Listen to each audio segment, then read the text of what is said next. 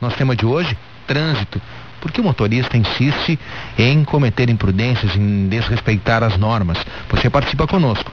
facebook.com/Brasil na Madrugada, nossas contas no Twitter, @RDGaúcha, @Fernando Zanuso, ou então mande um torpedo para cá, 49207. 49207. A seguir a gente começa a bater bola com os ouvintes, a passar esses recados, enfim, a tornar a gente amplia a nossa conversa aqui com a sua participação. Rodrigo Kleinobing, perito do Instituto Geral de Perícias, especialista em acidentes. No teu dia a dia, percebe-se que muitas ocorrências, principalmente as fatais, poderiam ter sido evitadas por um tantinho mais de cuidado dos motoristas. O que vocês verificam? Primeiro, acho importante queria colocar aqui um conceito de acidente que para mim é o melhor de todos, né? É aquele que diz que o acidente ele é um evento imprevisível que decorre de causas, né, associadas ao fator humano, que é ambiental, veicular, e que se uma dessas causas não estivesse presente, o acidente não teria ocorrido, né? Então o acidente tem sempre uma série de causas, né? E se uma delas fosse retirada, ele não teria acontecido. É o melhor conceito de acidente que eu conheço. Uma estatística que veio do comando do rodoviário da Brigada Militar há tempos já fala que 95% dos acidentes, as causas são humanas. Ou o sujeito desrespeitou a norma e tal. Essa estatística ainda perdura? Na verdade, a gente carece de estatísticas de causas, né?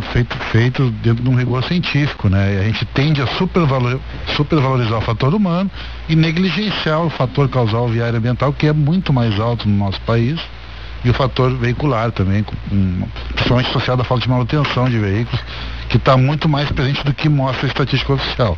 Isso é um problema mundial, não é só nosso, né? Mas a gente sabe que se a gente conseguir atuar na questão do excesso de velocidade, né? Então, se o condutor tiver essa consciência que o excesso de velocidade é danoso, ele causa o acidente, ele aumenta a gravidade do acidente também. Então, primeiro, velocidade. Segundo, álcool e volante, né? Aquele primeiro copo já atrapalha tudo, né? A pessoa perde aquela capacidade de fazer mais de uma tarefa ao mesmo tempo. Isso no trânsito é crucial, né? E o terceiro é a utilização do cinto de segurança por todos os ocupantes. Se a gente conseguisse fazer com que todo mundo respeitasse essas 3 regras, as mortes despencariam no trânsito.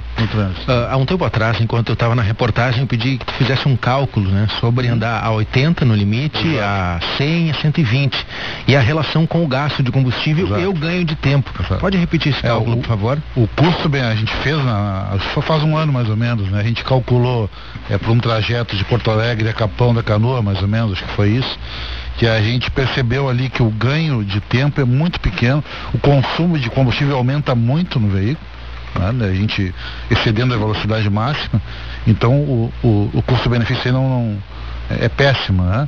Eu lembro que os números eram andando 80, na comparação com 80 a 120, ganhava-se 20 minutos. Exato, daqui até a praia, né? Algo em torno de 20 minutos, né? E aí o consumo de gasolina aumentava em 40%. Mais ou menos isso, 40%, 50% é um aumento muito grande, né?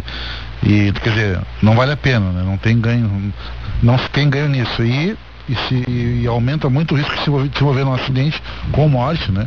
É importante falar que de todos os acidentes de trânsito, apenas 1% levam à morte. Esse tem que ser o nosso foco, né?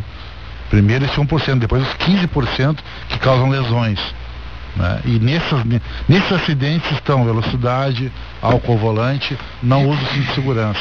É o nosso foco. E um quarto ponto que eu quero destacar é a questão das motos, né?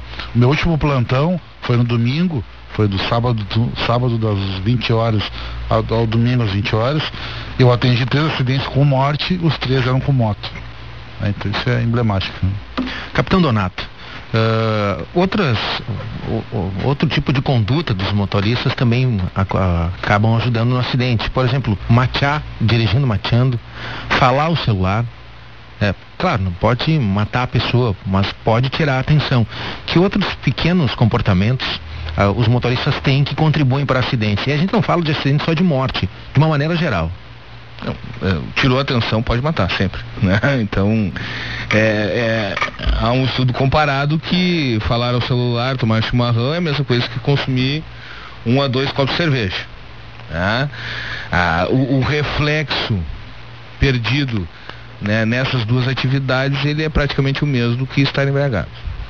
E a questão toda, até que o Rodrigo falou, e sempre quando ele vai lá na polícia rodoviária a gente dá uma brigadinha, né? Normal. Ele diz que é questão da via, questão do veículo. Se fosse questão do veículo, nós não teríamos infração por alterar a característica do veículo, não estar com equipamento obrigatório. Então, nós continuamos com os nossos 95%, porque aquelas decorrentes do veículo são responsabilidade do condutor. Também. As normas de circulação são responsabilidade do condutor.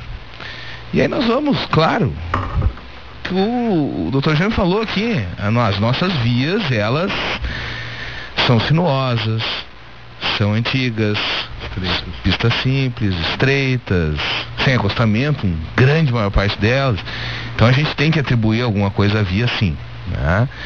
E contribuindo com o Rodrigo também, e é o nosso foco na polícia rodoviária, a fiscalização do excesso de velocidade, do uso do cinto de segurança e das ultrapassagens locais proibidas. É que isso que assevera qualquer acidente de trânsito. E a resposta é simples, é na fiscalização. Nós tivemos no ano passado 293 mil autuações somente pela polícia rodoviária nas estradas estaduais, e 51 mil dessas autuações foram referentes ao uso do cinto de segurança, que é um absurdo, né? O condutor, de modo geral, ele já se conscientizou, né? Nós já temos 10, 12, 15 anos, e até muito mais, porque na rodovia todo mundo colocava o cinto, né? Não, na rodovia tem que usar o cinto. Isso aí é uma máxima que já perdura há 30 anos. Mas o passageiro do banco de trás nunca precisou usar o cinto. Até que uma Semana Nacional de Trânsito, há 7 anos atrás, colocou isso como prioridade.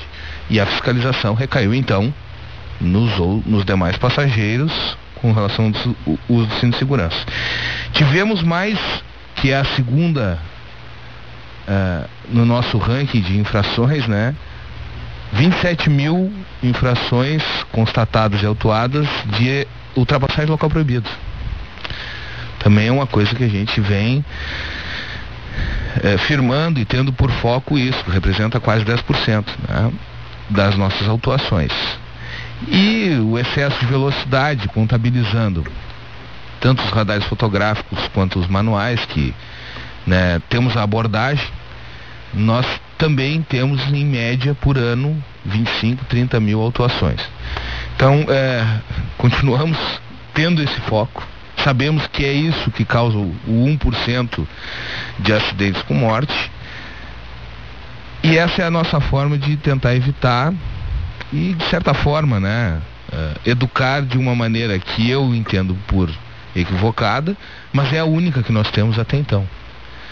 Enquanto as universidades, o ensino fundamental, o ensino médio não adotarem o que o código prevê, o que a LDB prevê com relação à educação para o trânsito, né, nas escolas, nas universidades, vamos continuar educando através da caneta. Se todas as rodovias fossem duplicadas, essa ocorrência de ultrapassagem em local proibido diminuiria? Zeraria, né? Praticamente zeraria, né? Nós teríamos a ultrapassagem pelo acostamento. E aí, nos nossos dados aqui, nós constatamos isso em 600 ocasiões, mais ou menos, por ano. A velocidade aumentaria. A velocidade aumentaria, mas nós não teríamos o conflito, né? De cruzar um veículo pelo outro, como temos numa pista simples, né? Até nós reduziríamos o acidente não pela ultrapassagem, né? É pela impossibilidade de cruzar um veículo à frente do outro. A advogada Roxane Ponzi, nessa questão, está claro uma coisa: o motorista não recebe uma educação adequada. Por exemplo, aqui pelo Torpedo, por falar nisso, o Luiz de Canoas, 20 horas de aulas práticas não seriam pouco no trânsito de hoje, ou seja, falta real experiência. Realmente, o motorista hoje vai para uma autoescola, faz 20 horas de aula, talvez algumas a mais, aulas práticas, e tem a teórica. A formação, eu acho que está no cerne dessa questão também. É muito fraca a nossa formação. Você anda de moto num galpão, né? Que as autoescolas não querem pagar seguro caso o cliente bata ou caia. Quer dizer, é um absurdo isso. Nós temos uma formação precária, concorda? Concordo. Eu fui aluna, inclusive, para fazer a carteira de motocicleta e primeira coisa que a gente verifica, fica andando em 8, né? E numa moto que pode ser completamente diferente daquela que tu tá ali, que na rua é completamente diferente daquilo que tu vivencia, que tu pode estar levando alguém atrás de ti e isso modifica totalmente a forma de condução da motocicleta. Mas isso, na verdade, o que é? É uma prova de que o sistema tem que mudar. E o sistema aqui se entende não só a lei, porque não adianta a gente querer que as mudanças venham de cima, impostas, né? A gente vive num Estado democrático de direito. Então não adianta pegar e retalhar a lei como ela foi feita várias vezes, né? E querer que o cidadão cumpra. Na verdade, essas modificações, elas têm que ser uma ação conjunta. E digo conjunta porque tem que adequar as estradas, tem que haver essa fiscalização educativa, significa tem que abordar, tem que passar o sermão. Não adianta multar à distância, isso não educa, isso só serve para corroborar aquela velha história de que existe uma indústria da multa. Porque para que serve a multa? É para que toda aquela arrecadação seja destinada para fins de educação, artigo 320 lá do Código de Trânsito. Não teria nenhuma outra finalidade, basicamente, além daquela. Então, se a multa ela não é para pagar a folha de pagamento do Estado, do município, da União, então ela serve para quê? Para educar. Então ela tem que ser aplicada de uma forma correta, né? Tem que fazer com que realmente a pessoa entenda que ela está sendo punida. E não aquilo que a gente estava conversando até antes. Não adianta receber uma multa pelo correio. E aí mais, por que o sistema? Porque agora trago até o gancho aqui do Dr. Jaime, a gente tem que começar a educação, e não só a educação aquela que a gente pensa da escola, né, do professor. Não, a educação ela pode se dar de outras formas, né, seja através de muita campanha, através de campanhas publicitárias, principalmente, né, que demonstrem os perigos de tu conduzir o veículo em excesso de velocidade, seja numa política pública de sobretaxar a gasolina, sobretaxar o álcool, incentivar o transporte público, né? São várias coisas. O trânsito ele não é isolado. Então, entendo que por essas e por outras, não dá para botar a culpa só no motorista. É o motorista o culpado de todo o problema. Não. Existe uma culpa compartilhada e aqui os órgãos de trânsito, eles têm que assumir a sua responsabilidade também. Concorda, Jaime? Em partes. Quando eu disse que o Rio Grande do Sul está na contramão, porque é o Estado que realiza ações de trânsito. Nosso Estado ele desenvolve a educação para o trânsito através da Escola Pública de Trânsito DETRAN. Esse processo de formação, o chamado processo de formação em circuito fechado, já está sendo revisto pelo DETRAN. Terá que ser revisado, porque realmente há necessidade de formar esse condutor na via pública para que ele se familiarize com esse trânsito. Agora, o que nós temos que entender? O Estado tem editado várias campanhas educativas. Todos os feriadões que ocorrem, toda a mídia, enfim, escrita, falada, televisada, ela é contratada e ela divulga as campanhas educativas. O Denatran, através dos 5% que é repassado as multas para Brasília, embora de uma forma muito tímida, nós entendemos, mas ainda realiza campanhas educativas. Agora, o que nós temos que entender?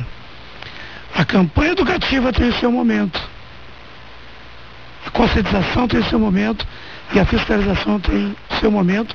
Quando falha a educação, tem que entrar a fiscalização.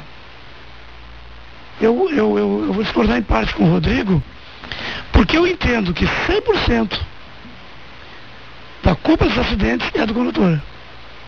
Se eu não realizo manutenção do meu veículo, é culpa minha. Se Se a via tem problema, é culpa também do condutor, porque ele tem que reduzir a velocidade quando a via não apresenta condições para ele imprimir a velocidade estabelecida. Se é 80, eu tenho que analisar as condições ambientais, as condições de conservação da via. Eu sou um condutor, eu estou habilitado. Agora, eu concordo com o capitão Donato. O cidadão tem que sair de casa na expectativa de que ele vai ser abordado pelo Estado. Ser abordado, fiscalizado, em algum momento da viagem dele. O que não pode é ele sair, por exemplo, do Rio Grande do Sul, atravessa o país e ninguém aborda ele. Ele tem que ser abordado. Nós temos que verificar as condições deste veículo, do condutor, se não está com direito de suspenso, se a carteira não está vencida. Que situação está esse condutor aí? Nós temos que ter o patrulhamento constante nas estradas para auxiliar esse condutor também, quando ele tem problema na rodovia, fura o pneu, enfim. Nós temos que prestar esse auxílio. Também é decorrente da fiscalização. Meia-noite, 51 minutos, a temperatura em Porto Alegre, nesse momento em declínio, 22 graus, 9 décimos. Por trás do comportamento do motorista, a gente está salientando aqui que falta educação. Mas as atitudes ou as medidas que estão sendo tomadas até agora, por exemplo, aqui em Porto Alegre, na IPTC, tem trabalho junto a escolas. O Detran também faz esse trabalho em teatro e tal. Tem outras organizações, até motivadas, por exemplo, a Fundação Thiago de Moraes Gonzaga, por uma tragédia. Isso que está sendo feito agora com a gurizada é o suficiente? Encaminho essa pergunta a todos, começando pelo Rodrigo Kleinbein. Eu queria destacar aqui a questão da família também, né? Isso é muito crucial pro jovem, o exemplo que ele tem dentro de casa, né? Então, ele recebe uma formação, está melhorando cada vez mais na escola, né? Pelas ações do Estado. A gente vem melhorando a questão do trânsito no Brasil, né? Em todos os níveis, né? Já foi muito pior, né? E esse é um desafio muito grande hoje, né? Para as nossas gerações, né? Que tem uma vinculação muito grande com o consumo de álcool, né? A gente dá o exemplo para os jovens, né? Então isso é um desafio muito grande e é difícil, né? O álcool, ele é uma droga aceita, né? E é muito consumido. Então, volta e meia, os pais esbarram nessa situação de tomar alguma coisa e dirigir com os filhos, né? Os filhos estão vendo isso, né? Não usar o cinto. Tanto que muitos pais que estão ouvindo já foram chamados a atenção pelos filhos, já, né? Isso é muito comum, né? Então a gente tem que dar uma atenção especial para essa questão da educação também familiar, né? Porque a próxima geração vai acabar seguindo o exemplo dos pais, né? É uma geração que já é mais educada, mais consciente, e a gente tem que fazer a nossa parte enquanto pais, né, para colaborar com essa educação. E o que tem nos preocupado muito, Rodrigo, na questão do álcool, é que a fiscalização, ela tem detectado e as infrações estão subindo muito. Por exemplo, nós temos aqui, em 2011, 17.218 autuações. 2012 até novembro, 20.860. E se formos comparar 2010, 9.620, 2009, 8.255, assim, é preocupante. Então, o Conselho Estadual está atento a essa questão do alcoolismo, da alcoolemia no volante. Estamos, inclusive, proporcionando treinamento efetivo da Brigada Militar, que está operando na Operação do Litoral, com a interpretação da Lei 12.760, que mudou lá o caput do artigo, ficou bom, certo? Facilitando mais a fiscalização, a autuação. Então, colocar essa questão do álcool é uma questão cultural. O papel da família é muito importante, porque o filho é o reflexo do pai. O que o filho vê o pai fazendo, ele vai fazer, isso não tem nem dúvida. Meia-noite, 54 minutos, outras medidas. A advogada Roxane Ponzi, como está sugerindo o Roner Brito, um limite eletrônico de velocidade em todos os veículos, seria uma solução simples e barata? Olha, eu concordo. Batendo nos 80, o veículo automaticamente... Apesar de que eu já tenho estado a analogia de que limitar a velocidade nos veículos seria botar o bode na sala, né? focar a coisa num outro problema. Por quê? Porque numa via que a velocidade é 40, se tu andar a 60 ali, tu vai causar um acidente.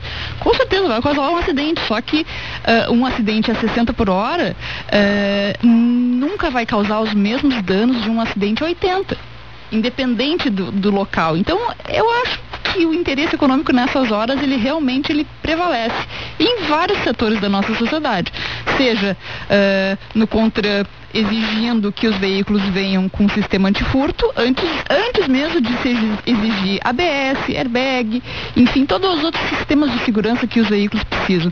De quem que é o lobby? Bom, né? Nem precisa dizer que é das seguradoras, é óbvio. E aí nós vamos falar, por que um veículo tem que andar a 200 por hora? Ele não vai andar a 200 por hora em nenhuma estrada do mundo. Então, isso pode acontecer aonde? Lá numa pista de Fórmula 1. Nunca na estrada, na cidade. E falo do interesse econômico também, por quê? Porque tá aí, a lei da Copa. Podemos agora beber nos estádios.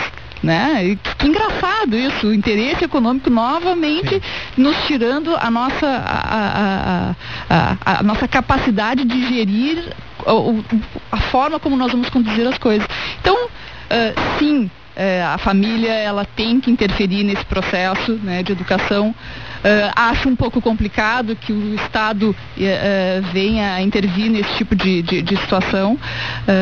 Acho que a gente deveria, com toda certeza, importar determinados exemplos, né? A Argentina, que está aqui do lado, que a Cristina Kirchner, ela realmente abraçou a ideia do trânsito e no sentido de tentar diminuir as mortes.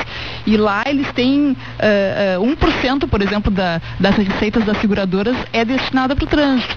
Outros exemplos que eles falam, sugestões, inclusive, também, de que a criança que está sendo, que tenha passado por todo o treinamento e formas de como se comportar no trânsito, ela vai ser, como é que eu vou te dizer, ela vai ser dispensada lá na frente de fazer determinados cursos para tirar carteira. Né? Isso é uma forma inteligente de se pensar o trânsito. Esse é o sistema. Não adianta só botar a culpa no condutor.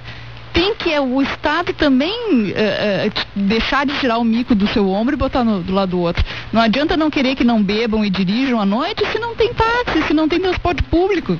Então, essas situações é o que revolta os cidadãos, na minha opinião, né? Nós temos um exemplo, só para complementar essa questão dos lobbies, né? A lei seca, né? Uma lei que tem um potencial imenso. A lei seca, ela veio de surpresa, ela não veio dentro de um programa, ela não houve não foi precedida por campanhas, enfim, como deveria ser, mas ela só foi aprovada porque ela veio de surpresa, porque o lobby da bebida nunca deixaria essa lei passar. Então tá perdoado, digamos, né? A lei que foi do deputado Gurgel do Rio de Janeiro, né? Que implantou ela assim de uma maneira, foi um descuido do lobby, na verdade. Graças a Deus nós temos a lei seca. Não, hoje. Até não foi um descuido, porque quando estava passando a lei seca, eles estavam discutindo a liberação ou não de venda de bebidas alcoólicas nas rodovias. Sim. E aí eles estavam preocupados em vender bebida alcoólica e se descuidaram do conduzir embriagado e passou. Ainda bem que passou, né?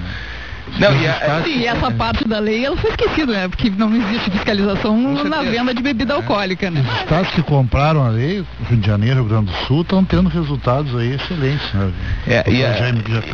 E também na questão da educação, claro, família, etc., e responsabilidade do Estado, né? Nós temos, eu volto a frisar, nós temos diversas campanhas, diversas ONGs que tratam disso, mas a gente esquece de dar foco, esquece de dizer o que aquela pessoa em determinada fase da vida tem que saber.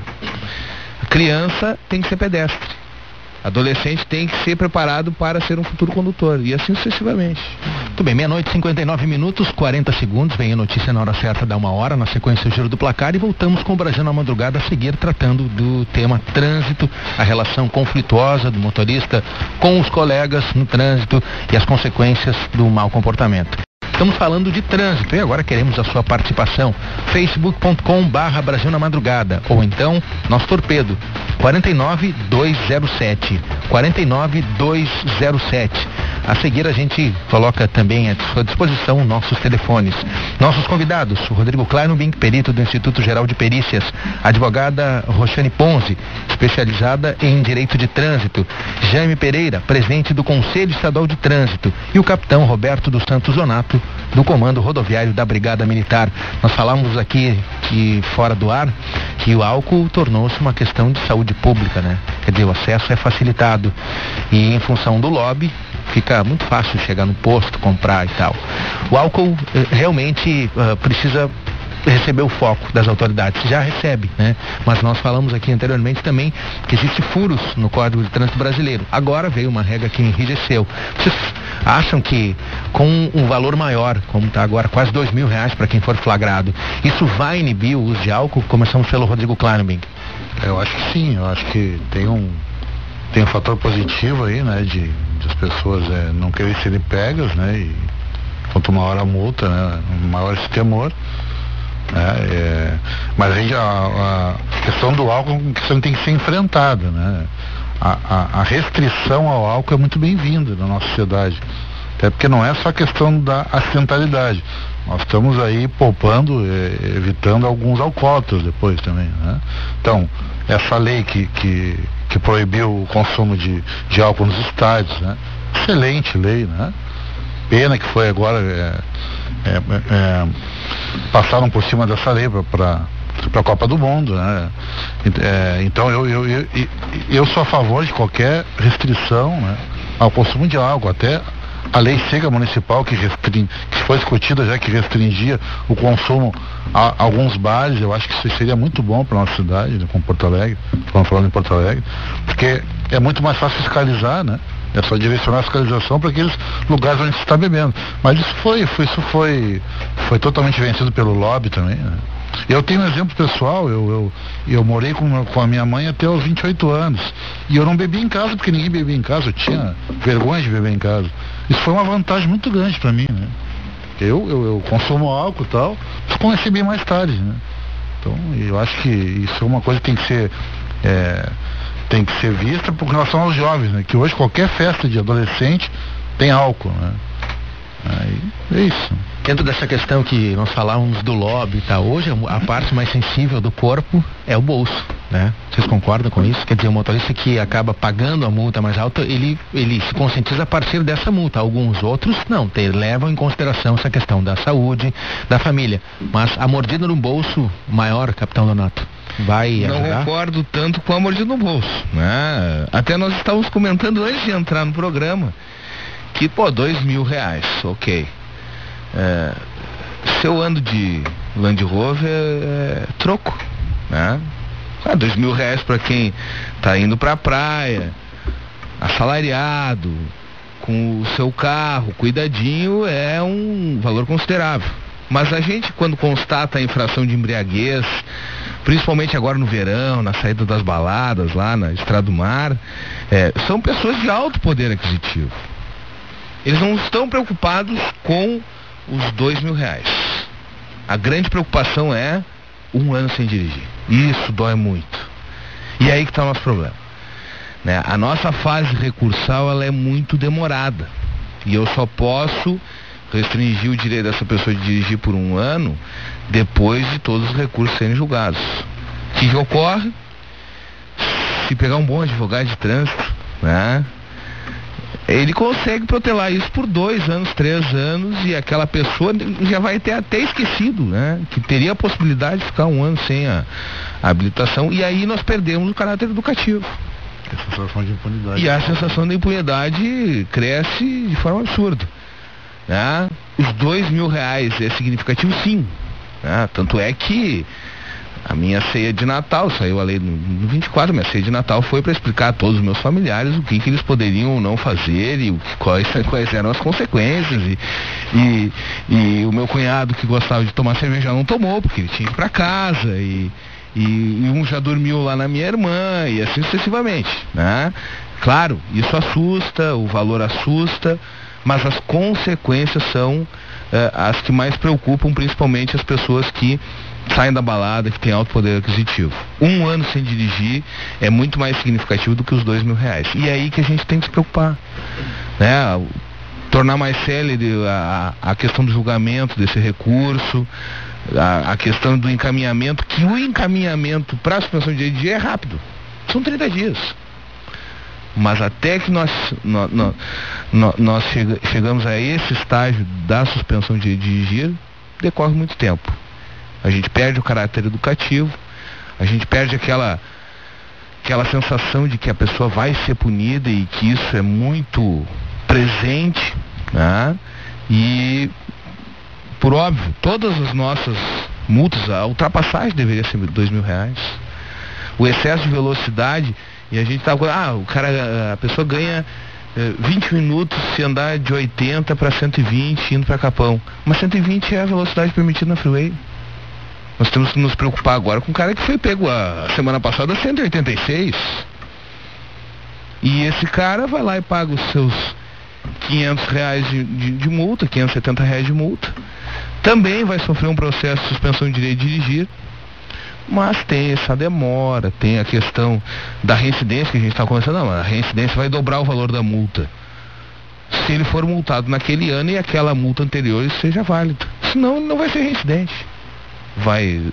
A multa vai decair no período de 1 ano, e ele não vai ser reincidente e vai continuar pagando os R$2.000. Então é significativo, é importante, mas não é o centro da questão e não é o que a gente tem que buscar, debater e alcançar. O que a gente tem que buscar, debater e alcançar, presidente do Conselho Estadual de Trânsito, Jaime Pereira? Olha, eu entendo que a questão do valor da multa ele é preocupante também, mas a possibilidade de enquadrar o cidadão no crime é o que ficou mais fácil, que ele vai ter que se cuidar. Com certeza. Por quê? Porque com a Lei 2.760, as novas provas que permitem nós chegarmos à possibilidade de colocar ele no crime, é que ele terá que se cuidar, porque se ele vai ficar 1 ano sem dirigir. A autuação, ela na residência vai chegar até R$4.000. Observado é a questão de direito de defesa e recurso, que são meramente protelatórios. Isso é também outra coisa que tem que mudar no Código de Trânsito brasileiro. É muita fase de recurso. O cidadão recorre na defesa, recorre na jari, depois abre o processo do som de dirigir e ele entra de novo. Não tem essa fase, não deveria ter. Porque ele já alegou tudo que tinha que alegar lá na fase do auto de infração. O que vamos analisar mais? Somente é protelatório, é para atrasar aí o cumprimento da penalidade de suspensão de dirigir. O que o Conselho Estadual tem feito? Nós temos observado lá o período ali mais ou menos em 2 anos para o julgamento final, porque é o que julga em última instância. Agora, a defesa prévia, lá no órgão autuador, que o cidadão recorre, e depois em primeiro grau na jari, é que tem que observar o prazo para não demorar, porque o momento que a jari fica lá, segurando aquele processo, demorando enfim, ele vai atrasar e pode correr o risco da prescrição. Quando o Conselho Estadual, muitas vezes, ele faz uma inspeção no órgão de trânsito, como realizamos aqui, em alguns municípios da região da fronteira, nós constatamos processos parados lá quase 4 anos, que não foram julgados. Claro que o Conselho responsabilizou, cancelou a certificação do órgão, oficiou o Ministério Público, porque isso aí é impunidade. Isso é impunidade, é improbidade, é renúncia de receita. Esse não é o papel do órgão de trânsito. O papel do órgão de trânsito é cumprir e fazer cumprir as normas da legislação. Julgar as defesas de recursos de uma forma que ele não possa gerar impunidade. 1h17. E sobre as juntas administrativas de recursos de infrações, a advogada Roxane Ponzi, apenas 5% pelo menos aqui em Porto Alegre, uma matéria que eu fiz há um tempo atrás, das multas ou dos motoristas que recorrem conseguem a anulação da multa, ou porque cruzou o sinal vermelho, estava socorrendo alguém, enfim, casos realmente que a estatística foi dada pelo Detran, né? Deve ter sido. Foi dada pelo Detran, que a estatística empírica diria que é bem menor do que isso. Não, eu particularmente não tenho esses dados. O que eu posso falar... Matéria, e o Detran falou 5%, 4,95%, e a IPTC 5%. Olha, infelizmente, assim,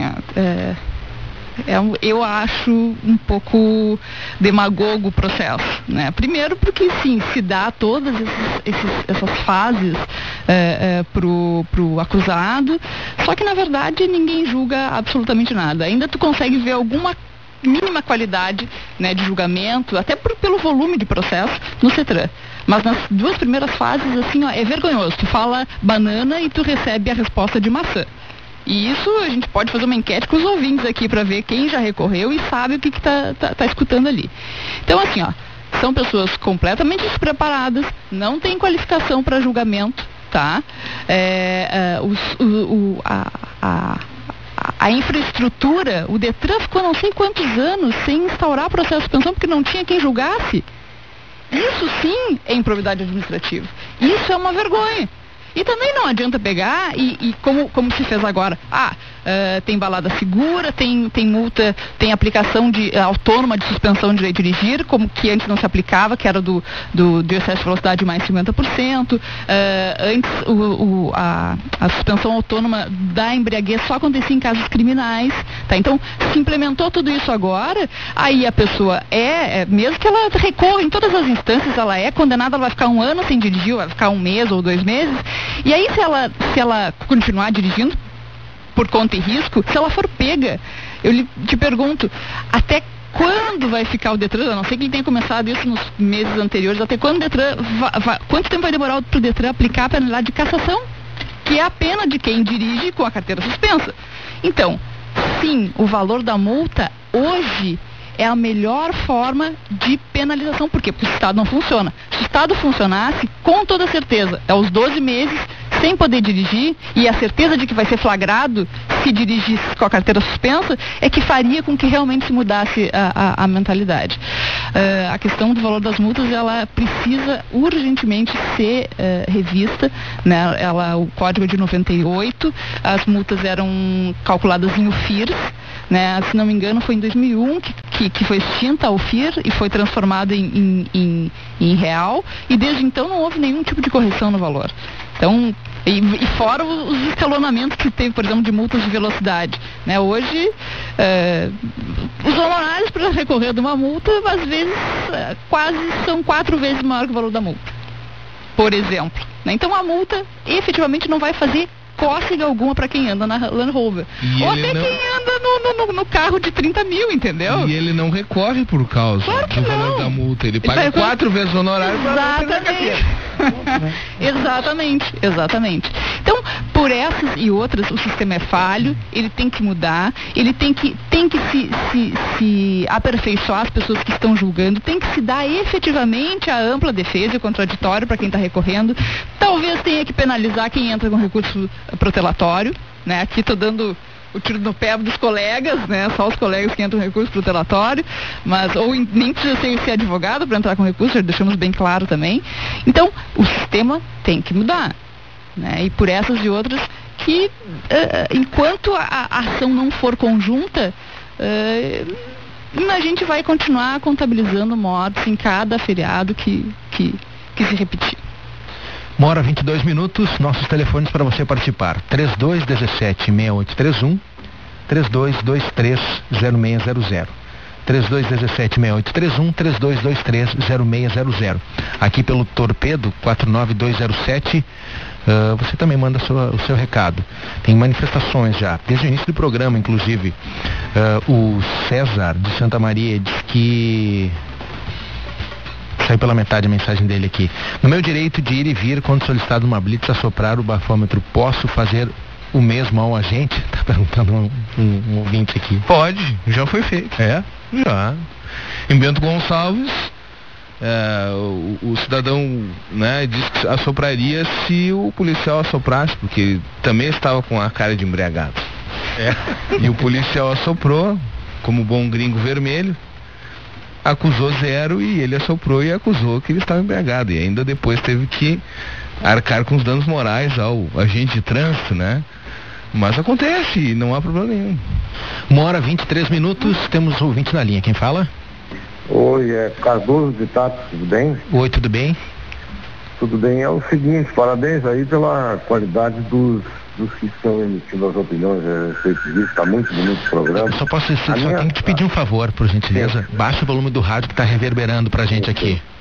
1h23. Acontece o seguinte, parece que existe uma lei de que se um condutor tem apenas uma multa durante um ano, ele pode recorrer e essa multa então basearia no lugar onde o condutor foi multado, ela passaria por uma observação lá e não seria multado o condutor. É verdade isso ou não? A questão é o que o... Uma multa, por exemplo, assim, de que estava com o telefone, outra que estava com a luz ligada, não estava ligada com chuva. O Código de Trânsito, lá no artigo 2007, ele prevê a transformação em advertência. Claro que ainda não está sendo aplicado no Brasil, tendo em vista que a resolução que trata a 404, ela ainda está com prazo ainda para entrar em vigor. O Conselho Estadual, ele tem uma posição com relação à transformação em advertência. O Conselho Estadual não vê muito com bons olhos transformar as infrações leves e médias em advertência. Existe essa possibilidade, lá mais ou menos para o final de 2013. Agora, para que haja possibilidade de transformar uma autuação em advertência, o prefeito municipal terá que criar uma dotação orçamentária própria para que ele possa arcar com as despesas